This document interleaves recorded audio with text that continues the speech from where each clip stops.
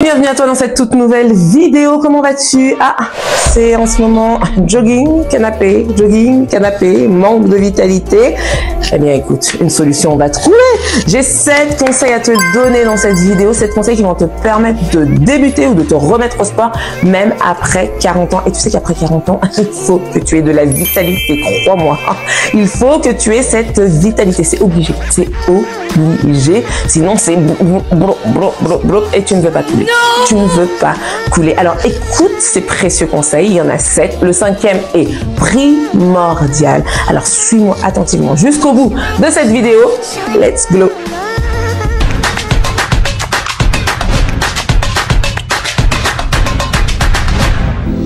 Avant de démarrer la vidéo, si c'est la première fois que tu viens sur ma chaîne, eh bien, écoute, bienvenue. Je suis Béatrice, coach de vie, danse et fitness spécialisée dans la remise en forme corporelle, physique, j'ai envie de te dire, et mindset. Des femmes quadragénaires et plus qui ne veulent pas couler et qui veulent maintenir leur vitalité comme dans un joyau, un trésor, tu vois, et puis que ça puisse faire une communauté de femmes vivantes, pétillantes, pimpantes, après 40 ans, qui osent briller, ok? On y va, let's go pour le premier conseil. Premier conseil, fixe-toi des objectifs réalistes et réalisables. Réalistes en fonction de ce que nous avons déjà 40 ans, très cher. On ne peut pas être et avoir été.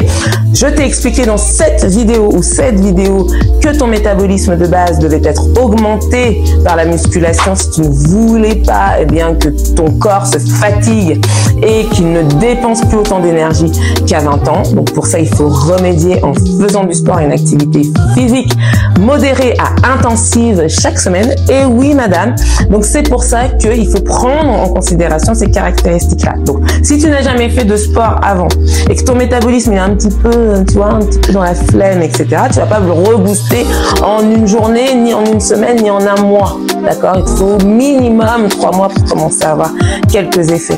D'accord? Donc, dis-toi bien que tu fixes des objectifs réalisables. Admettons que ton objectif premier, ce soit la perte de poids. Ok? Bon, c'est l'objectif de beaucoup de femmes qui arrivent à 40 ans, qui ont peur de prendre du poids parce que les hormones, etc., commencent à changer et qu'on arrive vers la périménopause, etc.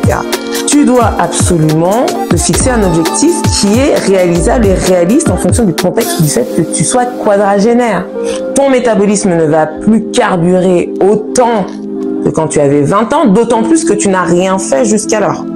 D'accord? Le seul moyen pour que ça se retrouve, c'est justement que tu fasses du sport de façon modérée à intense chaque semaine. Que ce soit en matière de musculation, que ce soit en matière de cardio, que ce soit, etc. D'accord? Donc, il faut absolument que tu mouilles le maillot, il faut absolument que tu portes quelques poids, même si c'est le poids de ton corps.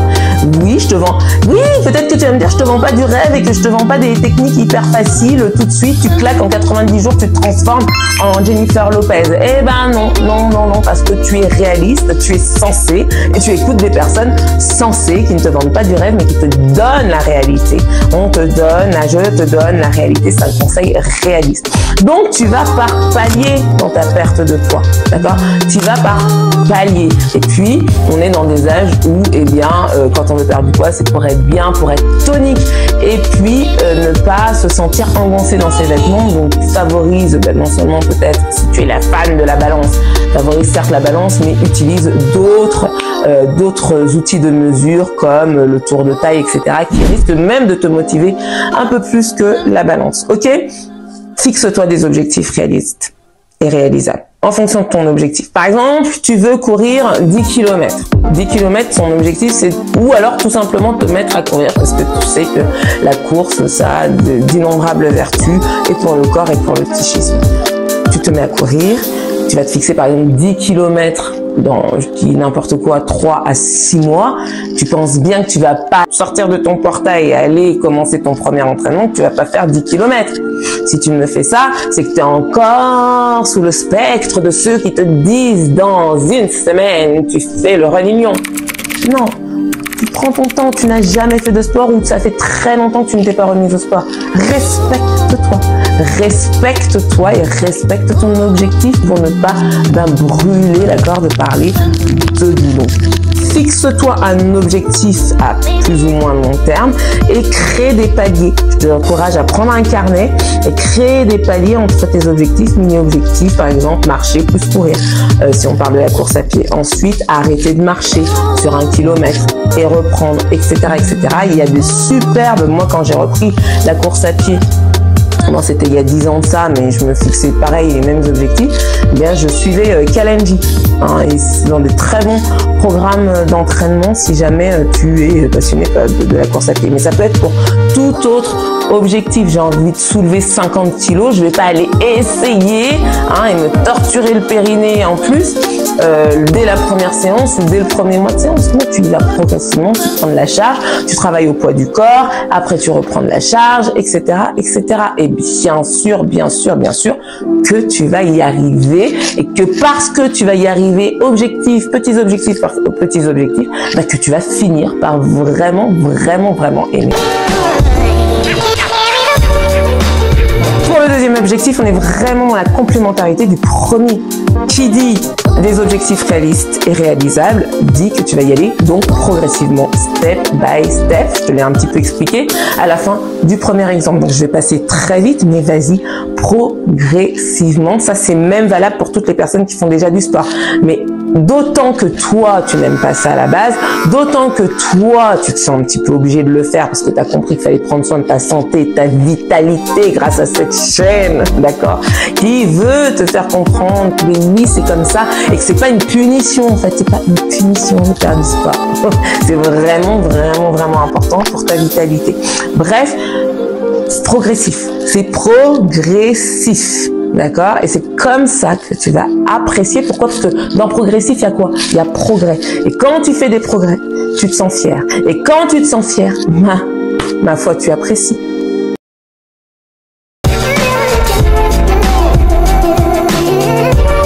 Le troisième point, surtout si tu t'y remets et que tu débutes, tu choisis une activité qui te plaît, même si ça te fait dépenser 2 calories par heure. Tu fais d'abord une activité qui te plaît. Je répète, tu fais d'abord une activité qui te plaît. Parce que tu débutes, d'accord?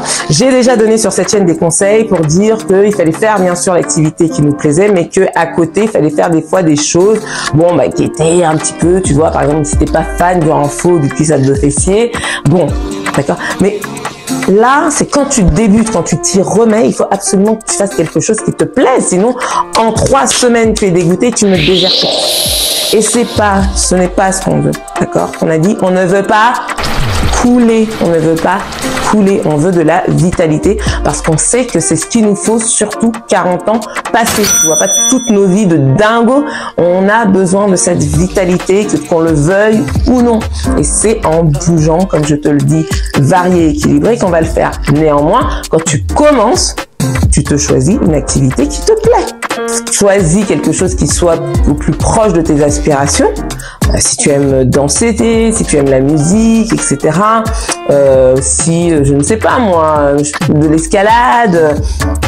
Parce que quand tu vas aller faire de l'escalade, par exemple, à un moment donné, quand tu vas débuter, t'approprier le sport en question, etc., on va te dire, oui, mais il faut telle capacité pour pouvoir continuer. Et comme tu vas aimer ça de plus en plus, eh bien, peut-être que tu vas intégrer du renforcement musculaire, peut-être que tu vas intégrer un entraînement circuit training pour augmenter ton cardio, peut-être que tu vas intégrer du pilates pour trouver l'équilibre, enfin, que sais-je.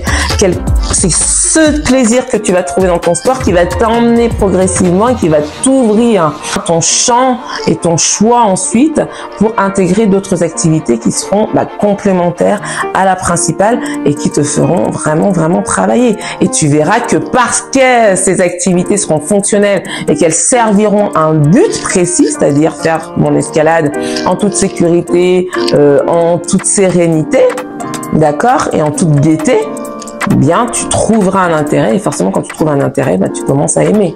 On est d'accord ou pas? Alors, avant de passer au 4e conseil, reste bien jusqu'à la fin de la vidéo, comme je te disais, parce que le 5e est vraiment primordial. N'oublie pas de me laisser en commentaire ce que tu penses. On est déjà au 4e conseil. Let's go. D'ailleurs, n'hésite pas à me mettre en commentaire si ces conseils-là te parlent, en fait, et si ça te rassure déjà et que tu te dis, bah oui, pourquoi pas moi? Pourquoi je ne me mettrai pas? Il faut absolument, parce que je vais plus faire jogging canapé, manque de vitamine.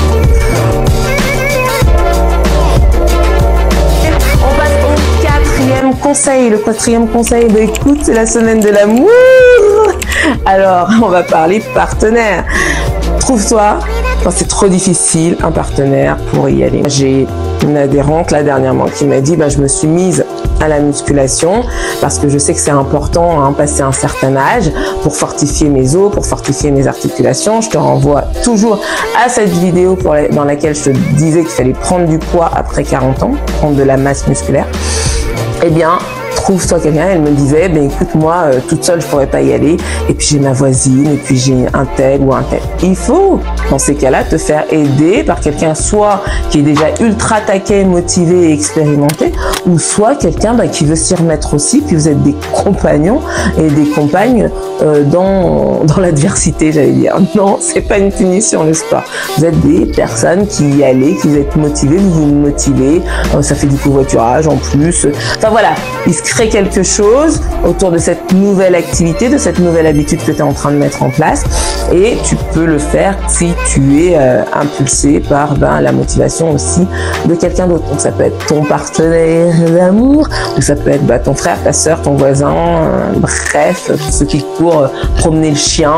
Il faut absolument que tu n'hésites pas dans ces cas-là à te trouver un partenaire de sport, parce que c'est la seule façon parfois d'être pleinement encouragé, pleinement motivé, déterminé à continuer, et puis en plus, encore une fois, ça te permet d'apprécier.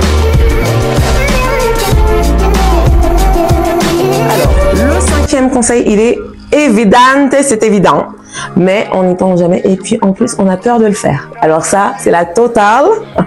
Bien souvent, tu vois l'histoire du certificat médical, parce que oui, c'est de ça dont il s'agit. Il faut aller voir le médecin. Oui. Pourtant, il faut vraiment que tu le fasses, surtout après 40 ans. Je pense que tu l'as déjà entendu. Il faut vraiment se faire certifier, surtout pour les activités cardio. D'accord, le cœur est plus tout jeune. Donc, fais-toi certifier que tu peux faire des activités à haute intensité. D'accord, pour ton endurance cardiovasculaire. Vraiment. On ne joue pas avec ça. Tu sais que tout ce qui est arrêt cardiaque, etc., touche les femmes passé 40 ans. Donc, alerte, tu ne fais pas n'importe quoi, tu es responsable, tu as 40 ans passés, tu vas voir ton médecin pour qu'il te valide, que tu puisses faire des activités à haute intensité, puisque c'est quand même de ça dont il s'agit a priori. Si tu ne peux pas faire des activités à haute intensité, tu te rabats sur la musculation, etc. Tu fais attention également, et tu demandes tout ce qu'il faut, tes conseils à ton médecin, parce que c'est trop important. Passer 40 ans, c'est obligatoire, vraiment obligatoire. Normalement, tout le monde devrait demander un certificat médical à toute personne qui a passé 40 ans lorsqu'il s'agit d'activités physiques et sportives. Parce que tant qu'à faire, pour bien apprécier et pour bien débuter, autant être en bonne santé.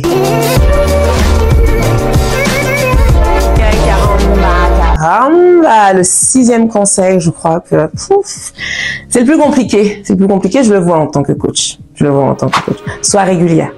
Tu fais ce que tu veux, tu te fais coacher individuellement, tu demandes, à ce qu'on t'attache à une salle de sport, enfin bref, à une machine, mais il faut que tu sois régulière, parce que tu ne peux pas te plaindre après. Tu peux pas te plaindre que tu n'as pas de vitalité, que tu peux pas bouger, et puis tu es allé septembre, un petit peu octobre, une fois novembre, et puis c'est terminé. Ça, et forcément que tu vas pas y arriver, et forcément que, en plus de ça, tu ne vas pas apprécier. C'est là encore que ça va être un cercle vicieux où tu vas déprécier le sport. Alors que c'est quand même à toi d'être moteur de tout ça, vraiment actrice de tout ça. Et quand tu es actrice de ce que tu as engagé comme activité, tu ne peux qu'apprécier, tu ne peux qu'aimer. D'accord? Et quand tu ressens les efforts et que tu ressens les progrès, il n'y a qu'en étant régulière que tu vas avoir des progrès. D'accord? Cette histoire-là, c'est pareil, on n'est plus des ados, on sait bien que tout n'arrive pas tout de suite, on sait bien qu'il faut aller donner pour pouvoir avoir des résultats. Et c'est comme ça, c'est l'universalité de la vie, c'est les règles universelles. Il faut charbonner un petit peu, il faut être régulière, il faut pas se décourager. Pour ça, tu as des coachs comme moi-même qui sont toujours là enclins à t'encourager. Moi, vraiment, je t'encourage à le faire, je t'encourage chaque dimanche dans mes séances, je t'encourage quand tu me vois de visu, vraiment je t'encourage, ne laisse pas tomber au moindre bon, il y a eu un imprévu, etc. Parce que finalement, tous les rendez-vous deviennent imprévus, quoi. Il y a toujours un imprévu, sois régulière. Je veux bien que si ton enfant soit en mauvaise santé, à ce moment-là, oui, on arrête, mais il y a des petites excuses quand même, si tu fais bien le check-up, qu'on peut largement éliminer. C'est pour toi, c'est pour ta vitalité, c'est pour que tu puisses continuer. Et souvent quand on dit c'est pour toi, tu commences à culpabiliser et te dire oui mais moi, les enfants, etc. C'est parce que tu as des enfants que tu dois être en vitalité. C'est pas l'inverse. Parce que tu as des enfants, parce que tu as des gens qui comptent sur toi, parce que tu dois travailler, parce que je ne sais pas, même si tu es au chômage, tu dois chercher du travail. Tu crois que ça demande pas un max d'énergie, tout ça? Eh bien, écoute, il te faut cette vitalité, et c'est parce qu'il te faut cette vitalité qu'il te faut bouger. Et pour bouger, et pour avoir ces résultats, et pour que cette vitalité, elle soit inscrite de plus en plus dans ton corps, il faut que tu sois régulière, très chère.